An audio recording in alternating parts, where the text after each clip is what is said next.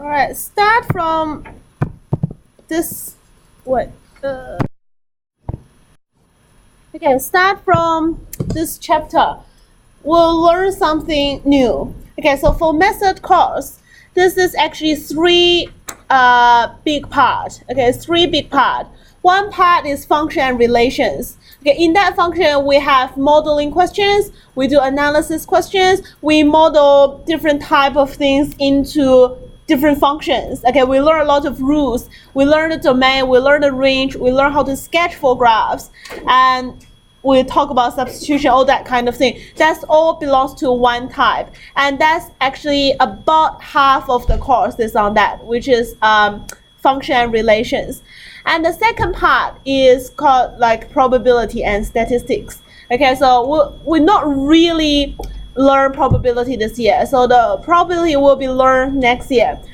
It's about, I think the proportion will be about a quarter of the course. It's not a really big part, but you still need to learn about like 5 chapters on that.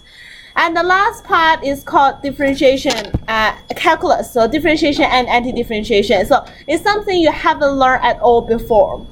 Okay, this is the calculus part. The rest of the proportion will be calculus. About a half is the function and relation. A quarter of the course will be probability and stats, and then differentiation and anti-differentiation is a quite big part as well. Normally, we'll combine with this topic and function and relation together. You will have the analysis questions for part 2 exam. What function and relation is talking about is the change, rate of change. Okay, we're not talking about the actual y value, x value. We're talking about the change for different functions. It's quite interesting that some students not really good at function relation before, and when they start this chapter, they do really well in this chapter. And some students really good at the function relations and come to this chapter and feel it's hard. So it's totally 2 different areas. So if you haven't really learned well before, you can start now and then like start a new thing. Okay, it's basically a new start from this chapter. So there will be a connection, but at the beginning we will just talk about calculus. Okay, we just talk about calculus. So we'll start from C directly. We introduce the idea of average rate of change. So not all the functions are linear. Okay, not all the functions are linear. So not all function has a constant rate of change. Okay, if it's a linear, it's a constant rate of change. Like, for example, the gradient is 2, 2x plus 1, gradient is 2. The rate of change is 2, okay? So for per x increase, your y will increase by 2 units. That's the definition for gradient. But if it's not linear, you can't really think about rate of change. Like it's not a constant. Everywhere will have a different rate of change. So therefore, we introduce the average rate of change. Okay, the average rate of change. So like very important thing is the average speed. We teach something called average speed. So what is average speed? That's part of the average rate of change. So average speed must be the total distance traveled over the total time taken. Okay, you must figure out. For example, I want you to investigate what's the average speed from 12 p.m. to 8 p.m. Okay, so for that period of time. So you must find all the distance has traveled for that car and divide that by 8. It's 8 hours. Okay, so let's have a look at example 1. The car traveled a distance 120 in 2 hours. Then travel 100 kilometers in 1 hour and 300 kilometers in 4 hours. So I can find the speed for that, which is 60 kilometers per hour, and I can find that is 100 kilometers per hour, and I can find that that's 75 kilometers per hour. Okay, for individual part, that's only for individual part. But the average speed of this car is not adding them and divide that by 3. Okay, you are not adding the speed and divide the speed by 3. So instead, what we will do is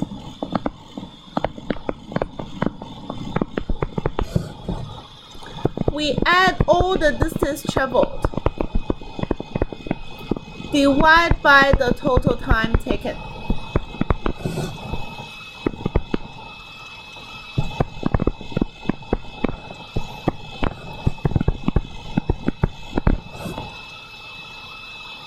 Okay, so it traveled for 7 hours and it covered a distance of 520, the distance of 520. So the average speed will be 520 divided by 7. You're just interested in the final result. Okay, how much I travel in the end, how much time I have taken for to cover this distance. That will be the average speed. Okay, have a look at example 2. Example 2, find the average speed for both cars. Find the average speed for both cars. Okay, let's have a look at the red one.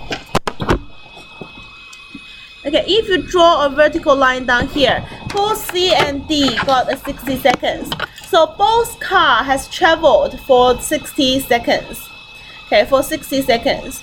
And for the red one, what I will have is it has traveled for 1,000 meters. And you would divide that by 60. That's the average speed.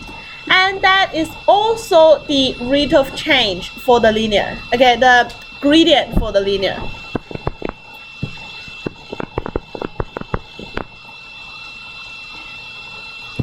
So 50/3 meters per second. That's the average speed for the red one. And for the blue one, you can see at 60 seconds it has 300 meters, and that is covered in 60 seconds. That's a 5 meter per second for the blue one. So that's average speed. So just look, what is the total time? What is the total distance? And that gives you the average speed. Okay, that's very easy. And introduce the next very easy concept. But even though it's a very easy concept, you need to remember the formula. Okay, you need to remember the formula. You need to remember what is that. Okay, what is that? So that's for average speed. But let's say we have some random functions, and I want to know the average value for that function. So for example, this is called average rate of change for a function. So for any function with rule fx, the average rate of change y with respect to x over the period a to b is the gradient drawing those 2 points, regardless whether the graph is a linear or not linear. Sorry, that's a regardless whether the graph is a linear or non-linear. So for example, what I'm actually talking about is, okay, that red one is the function fx. Okay, that's the function fx. I have a point A, I have a point B. I want to know what's the average rate of change in between those 2 points. What's average rate of change? Average rate of change is talking about how much y changed according to each x changing. Okay, it's pretty much the same definition as linear gradient. So average of change is for per x moved, how much y has shifted or has moved. So that's it's kind of gradient thing. So every point is different. Okay, every point is different, but we're talking about the average from A to B. So we just need to see the final result of A and final result of B. Okay, so what's the difference between the y value? And then we just divide the x distance for that. So it's the same as we draw a linear, pass through those 2 points, and I find the gradient of that point. Okay, find the gradient of that point. So what I have done is just find the horizontal distance and find the vertical distance.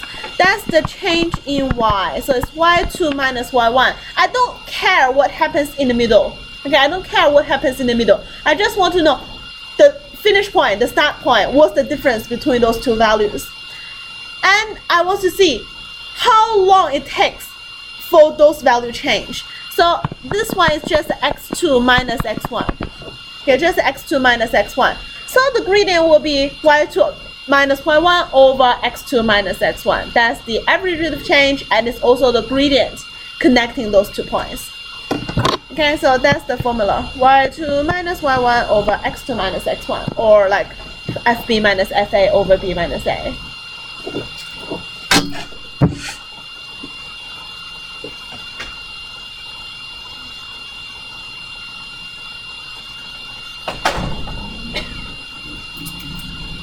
Okay, so that is average of change. So there will be different cases, like when they talk about average of change.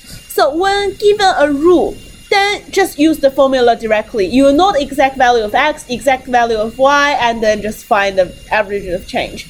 Or when given a graph, draw a chord to connect the 2 points for that interval and use rise over run. So you not necessarily be given the actual rule of the equation, but you can see, you can read the 2 points from the graph directly. It's even easier. I just need to find the gradient for connecting those 2 points. And when given a table of values, find the change in each quantity over the specific intervals. I'll show you that example later. They are very easy. Okay, they are very easy. Look at the bottom line. If the line which passes through 2 points on the curve is called a second. Okay, pass through 2 points is called a second. So this is called a second. This is called a second. It's pass through the graph. Pass through the graph. Okay. The line segment drawing 2 points on the curve is like a chord. So I have a curve here. If I have that and that, we're just connecting that. That is called a segment. The second is just pass through that. Segment will be drawing those 2 points. Okay, just drawing those 2 points, not go after that, not go over. It's just a name, just let you know what is segment, what is second. Okay, have a look at question 3. So for question 3, find the average rate of change of the function f x as x change from 1 to 5. As x change from 1 to 5. Well, like, if I just use the formula, it's just f5 minus f1 over 5 minus 1. Okay, that's just the formula. We directly use y2 minus y1 over x2 minus x1. It's very easy to understand. If you want to sketch this graph,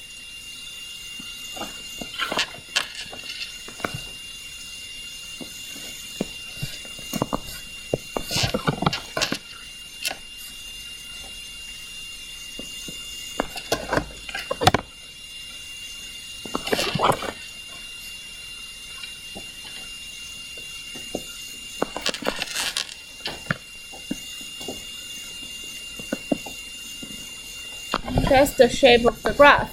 And I have 1 here. That's 1, 4. Okay, if you substitute 1 in, that's 1 minus 2 plus 5. That's just a 4. And then you have 5.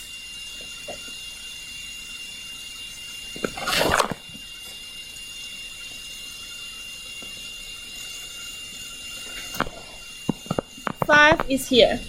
If you sub 5 in, 25 minus 10 plus 5, which is a 20. 15 plus 5, which is a 20. What you're looking for is the gradient of connecting those 2 points. Okay, the gradient of connecting those 2 points.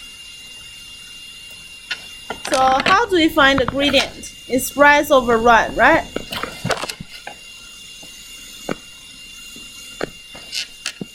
It's rise over run. So 1 to 5 is go 4. So the bottom is just 4. Okay. 4 to 20. So 20 minus 4, which is a 16. So it's just, that's a 4. 16 on 4. And that gives you 4. Okay, that gives you 4. So the y value has increased by 16 and the x value is just go across 4.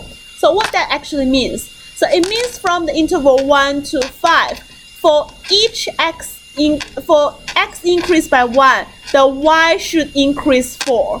Increase by 2, the y increase by 8.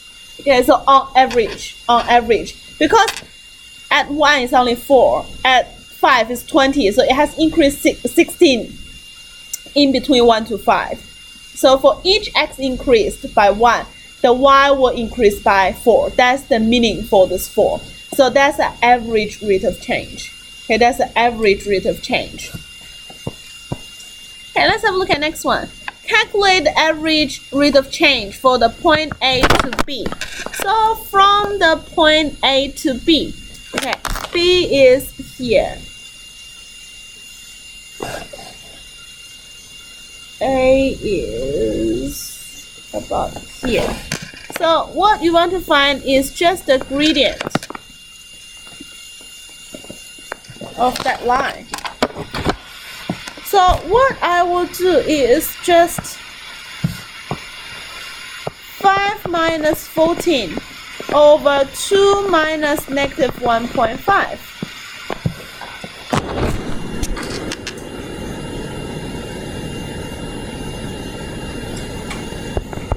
So that is a negative 9 over 3.5, which is a 7 over 2. Okay, 3.5, which is a 7 over 2. Times 2 on both top and bottom. That's a negative 18 on 7. So this question means for each x increased by 1, the y will decrease by a unit of 18 over 7. Okay, 18 over 7, it will get decreased.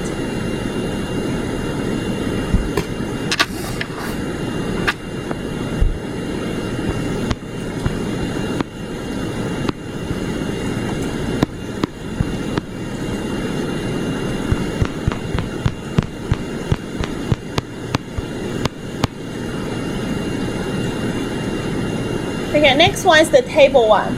This one is not giving you the graph. Well, as I said, you don't really need to know the graph. I don't care what happens in between. I just want to know the start value and the finish value. And we can just talk about the average by using those 2 points. For this one, find the average of change between t equals to 1 and t equals to 3. So from 1 minute to 3 minutes, the distance changed from 60 to 140. So the average rate of change just have 140 minus 60 divided by 3 minus 1. So in 2 seconds, the distance has changed by 80. So in per second, it will change 40 meters per second, per minute. So in 2 minutes time, the distance has changed 80. It doesn't matter. It can change like 70 in the first 1 minute and then 10 in the last 1 minute, or change even 79 in the first half minute and then 0.1 in the rest of the time. But the average of change will be like that. You average your change. So it's 40 meters per minute. Okay, example 6. The air temperature at a weather station on a particular day is modeled by the equation T equals to 600 over blah blah that, where T is the time after 6 p.m. So find the temperature at 6 p.m. So at 6 p.m. is just the T equals to 0 because the time hasn't changed at all. So capital T will equals to 600 over 30, and that equals to 20 degrees. So at 6 p.m. is 20 degrees.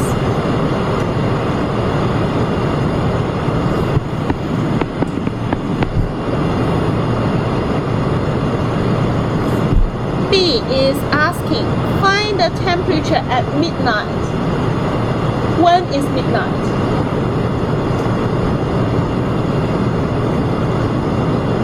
T equals to 6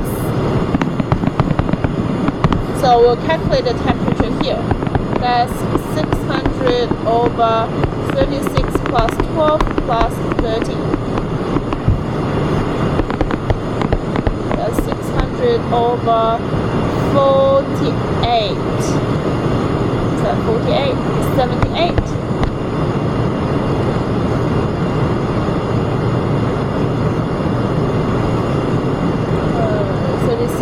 12, 30, 42, 78, divide by 2, no, can divide by 6, I think. Yeah, 13, that's 13, divide by 6 is 13, that's 100. So it's 100 over 13 degrees.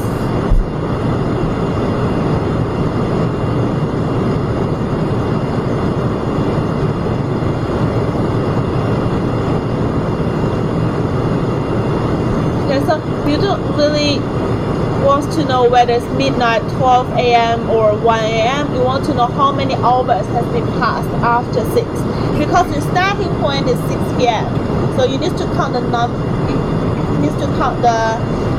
number of hours passed after 6 p.m. And for C, find the average of change of the air temperature from 6 p.m. till midnight. So the temperature actually, I think it's dropped. I think temperature dropped. So the final temperature is that. The starting temperature is that. So I'll calculate how much has been dropped.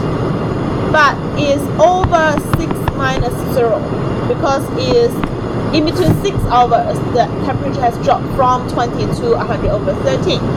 So let's calculate as, if I times that by 13, that's 260 over 13, I think. And then 100 minus that is minus 160 over 13, divide by 6. That's 160 over 13 times 106. That's a 3. That's a minus 80. That is a minus 80 over 39. Okay, minus 80 over 39. What do you think the unit will be? What's the unit for that answer? Yeah, degrees per hour. Because you use degree to divide by hour, then it's degrees per hour. But it's not enough for an application question to leave your answer like that. What the negative means, you need to explain what the negative means. So you say, so from 6 p.m. till midnight,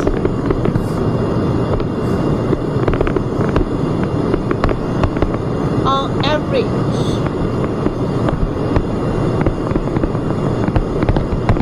the temperature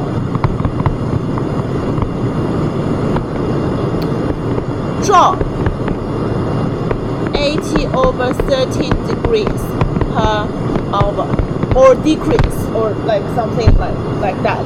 You want like keep the negative number here, you will explain that in words.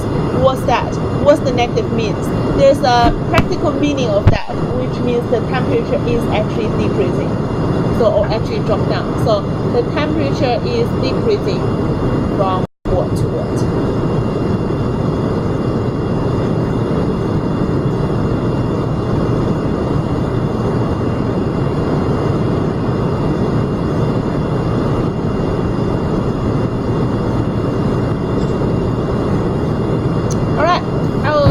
Here today, I'll give you the rest of time to study on your circular functions. I'll just go a little bit. I will start 16D tomorrow. Okay, 16D.